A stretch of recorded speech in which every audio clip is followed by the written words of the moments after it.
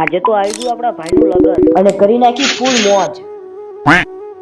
તો કેમ છો મારા કલેજાઓ, મોજમાં ને ફરી તમારું બધાનું સ્વાગત કરું છું મારા એક નવા મિની વ્લોગમાં. આજે તો થઈ ગયા નહીં ધોઈને બાબલા જેવા તૈયાર, કારણ કે આજે આવવાનું છે આપણા ભાઈનું લગન. એટલે આપણો મિની વ્લોગ શરૂ થાય છે આપણા મામાના ઘરેથી. તો ફાઇનલી ગાઈસ આપણા ભાઈનું લગન આવી ગયું છે અને લગન લઈને આવ્યા હતા ગોરદાદા. એટલે હવે આપણે લગનને વધાવવાનું છે. લગનને વધાવવાનું અને લગનનો સામાન કાઢી લીધો બધો બહાર. લગનની સાથે આવ્યા હતા બે બળદ, એટલે કે બળદા ગાડું.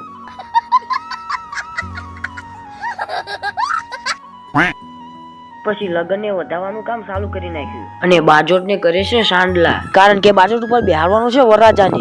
બાજોટને સાંડલા કરી નાખી દીધા બાજોટ ઉપર ચોખા અને પછી બેસાડી દીધો વરરાજાને બાજોટ ઉપર અને મૂકી દીધું વરરાજાના હાથમાં નારિયેલ. નારિયેલ મિલા પછી ગોરદાદાએ મિલી દીધું વરરાજાના હાથમાં લગન અને કરી નાખ્યા ગોરદાદાએ લગનને સાંડલા. લગનને સાંડલા કરીને ગોરદાદાએ મિલી દીધું વરરાજાના હાથમાં કાજુ બદામ એ બધું. પછી વરરાજાને બધા કરવા માંડ્યા ચાંદલા અને વારા ફરતી એક એક કરીને વરરાજાને કહી નાખ્યા બધા ચાંદલા.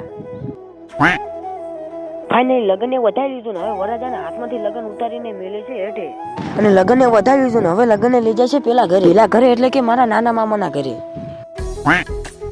ફાઇનલી લગન વધાવી નાખ્યું ને આપણે આવતા રહ્યા આપણા નાના મામાના ઘરે બેસવા અને બાર મંડપ પણ બંધાવી ગયો હતો અને 7 તારીખે આપણા ભાઈના છે લગન.